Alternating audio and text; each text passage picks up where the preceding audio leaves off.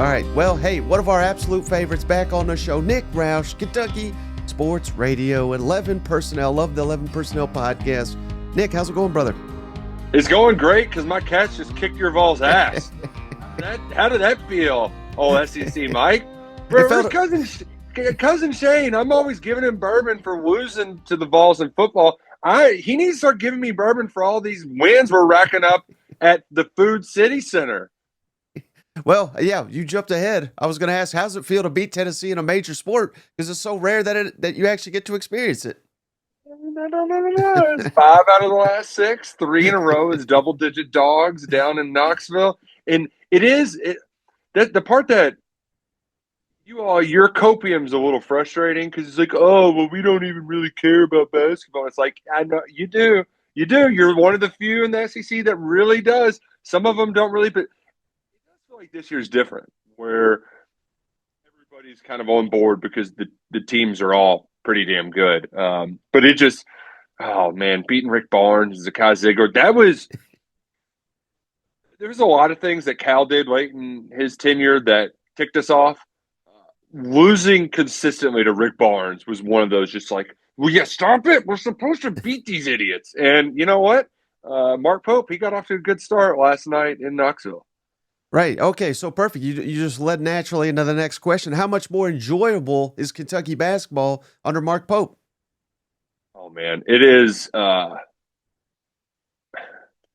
It's one of those things where, like, I don't want to diminish all of the good that John Calipari gave you, but at the same time, you kind of do, because the very end of it stunk, right? Like the end of it, losing in the SEC tournament, losing twice in the first round of the NCAA tournament when Kentucky had never lost in the first round of the NCAA tournament ever. It was painful, and it wasn't just the March exits, right? Like that can be.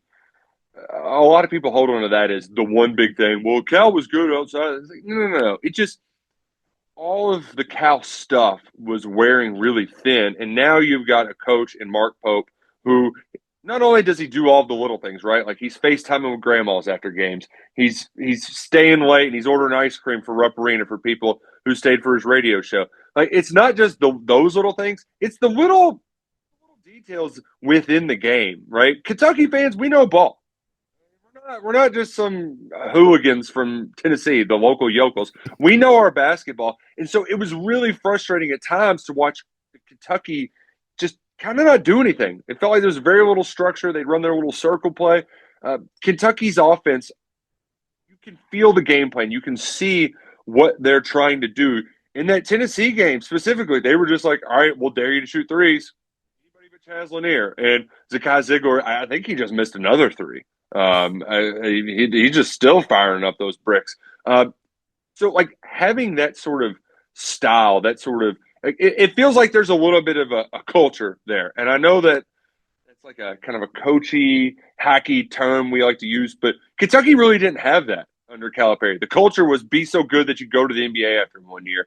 It feels like they're creating a program identity where everybody's pulling on the same rope, and it's so much fun to watch, Mike. I'm so happy as a Kentucky fan. Even in the losses, they don't hurt as bad because you at least know here's the goal, here's what we're trying to get to. We might fall short every once in a while, but we're pretty damn good. Yeah, and again, you would know a hell of a lot better than I would, but just from the outside looking in, it seemed like it went from this is Kentucky basketball, where last year in the years prior this is Calipari. It was like he was bigger than Kentucky, or at least he thought he was. Is that a fair assessment? Not totally wrong. Some of it I think might have been overblown at times, and we needed that itch to be scratched when Mark Pope was it's the name on the front of the jersey more so than the back, but you really can feel it, and especially for a guy like Ainsley Almanor. The dude went to Fairleigh Dickinson. He never thought he was going to play here. There's a difference in basketball culture, Mike, with some of these uber talented 5-star guys. Like, they grow up and they lead a different lifestyle. They've been told since they were 10 that they're the best thing since sliced bread. They've got God knows how many handlers. They're dealing with shoe companies with NIL deals. Like, these dudes are cut from a different cloth. They had to work their way up. Andrew Carr started his career at Delaware for the Blue Hens. I mean, did he ever think he was going to be playing on a stage like this? No. So I think we see that as Kentucky fans. And that resonates with us more. And it also helps too that you're having guys like Trent Noah, who wasn't recruited to Kentucky by John Calipari. He was originally going to go to South Carolina. Mark Pope gets hired. He flips the kid from Harlan County, brings him in, and then the Mountain Mambas just striking from the logo at Tennessee, ripping out the hearts of Volunteers. You'll love to see it. And yeah, so all off season, you lived it. I just watched it from the sidelines, but it seemed like there was a lot of back and forth between Kentucky and Arkansas fans. That seems to have died down from one side for some reason. Do you think John Calipari will ever win an NCAA game at Arkansas? Man, so here's the thing, Mike, is a big part of the reason why there was so much back and forth is because all of these smarty pants national media members who go on TV and get paid a lot of money to talk just kept telling us that we were wrong. It wasn't a Kentucky problem, or it wasn't a John Calipari problem. It was a Kentucky problem. It's the fans. They're just asking too much. This guy's great. Why do you think he's bad? He's a Hall of Fame coach. He could never do anything wrong. And we kept saying, no, Cal refuses to change his ways. He's surrounded by a bunch of yes men who refuse to innovate whatsoever. When he left for Arkansas, people said, oh, this is where Cal gets his fresh start. He's going to start over. No, he's doing the same old, same old. It's the same old, same old. He's beating the dead horse. I hate to say I told you so, but I told you so. This is the team that he was building at Kentucky. It was a team without any shooters. The one player that was awesome that he brought in, Boogie Fland, is now out for the year with a season-ending injury. I thought he had another run or two in him. Depending on how sideways it gets this year, I still think that he's got one more in him. Like Vince Carter, he's got one more in him. It's remarkable how quickly Arkansas has turned on him and how quickly they're kind of acknowledging, like, oh, Kentucky fans might have been right. So I don't know if he's going to get how many more swings at it he's going to get. Because for him, it's always been year to year. This year was going to be a bad year no matter what, because it's just like good luck with Billy Richmond and Carter Knox. Like, you need shooters, go get them. He doesn't have any on this team. They're terrible. They're just a horrible shooting team. Maybe he can get that in the future and he can get to a Sweet 16, maybe even a Final Four run. Maybe they get hot and go on a Final Four run. But I don't know what the patience is down there. I thought he had 5, 7, 8 years left. I mean, it might only be 3 at this point. Yeah, and then obviously, so we got the game this weekend. Is that the most anticipated regular season game since when, would you say? In college, when Kentucky and North Carolina were 1-2 in the preseason, it's 2011, 2012. Carolina's got, I forget the point guard on their team that was really good, but they brought a bunch of guys back. Had John Henson, Anthony Davis and co. Davis blocks the shot. The game. That was the biggest buildup for quite a while. There was also a game where Josh Jackson and Kansas came to Rupp back when Malik Monk and De'Aaron Fox and them, they were there. But go back to, I believe Florida was undefeated. They were number 1 in the country back in 2003. They had Walsh and Matt Bonner. And it's probably been since 2003. In that game, that was pierce your ears, camp out for 2 days. That game was crazy. And then the other big one is Pitino's first game back. And yeah, I was only 11 years old, Mike, but this is pre-internet. I want to say like 01 or 02. And there was talk like, yeah, they're going to take his jersey down from Rupp because, he's not one of us anymore. He's coaching that other team. And I believed it. Especially growing up in Louisville, like that was, and being 11 years old, it was like, that is treasonous. Like, what a traitor. How could you ever do that, Rick Pitino? I don't detest Calipari to the level now that I did then. Like, I'm just kind of glad he left. Thanks, Cal. We needed a new start. But those are the big ones. And those 3 or 4 are the only ones that can compare. And this one doesn't feel as big because Arkansas stinks. But 9 p.m. tip-off, it's going to be a well-lubricated, energized, juiced up crowd that's been waiting for this game for a very long time, and they're wanting vengeance. They're out for blood, and if it's a 20-point win, I mean, you remember when Big Z made his debut against Georgia last year, and he was like throwing behind the back passes and hitting threes, and people's hairs were on fire, just like, what in the world is happening? I could see this could be a hair on fire at Rupp Arena type night if the Cats go out and put their step on Cal's neck en route to a big blowout win over the Razorbacks.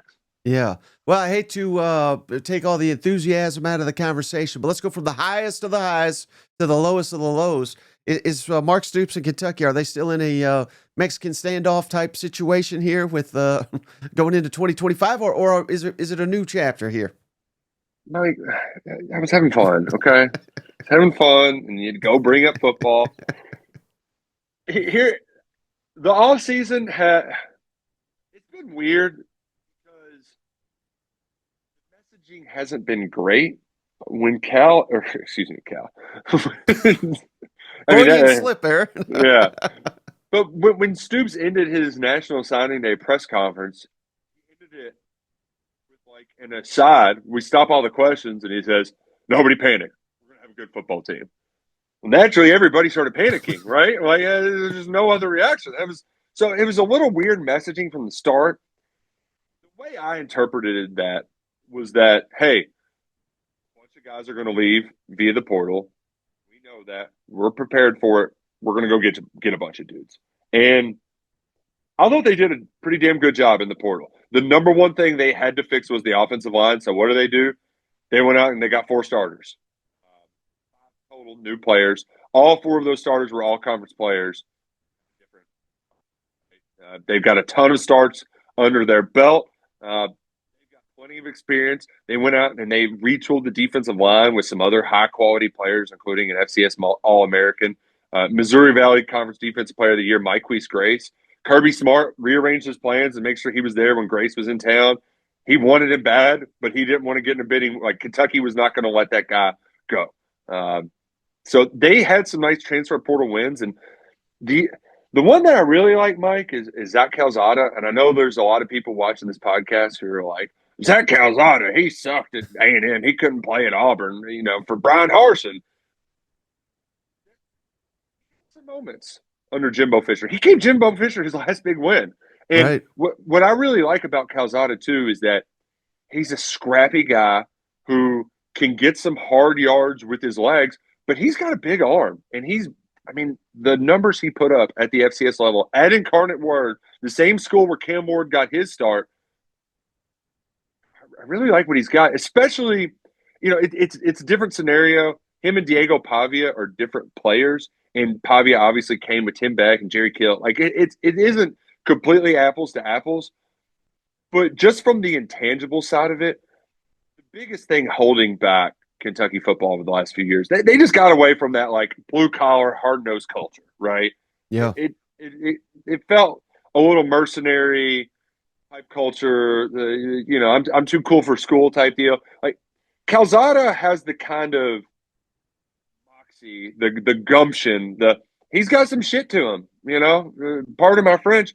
I think that sort of mentality is going to get his teammates to rally around him, and that's where Diego Pavia, he elevated everybody's game around him. I think Calzada can bring that to Kentucky. Now, the biggest question is, though, Mike, is they've done a good job getting players in recent years. Just look at what's happened in the Senior Bowl. Deion Walker, Max Harrison.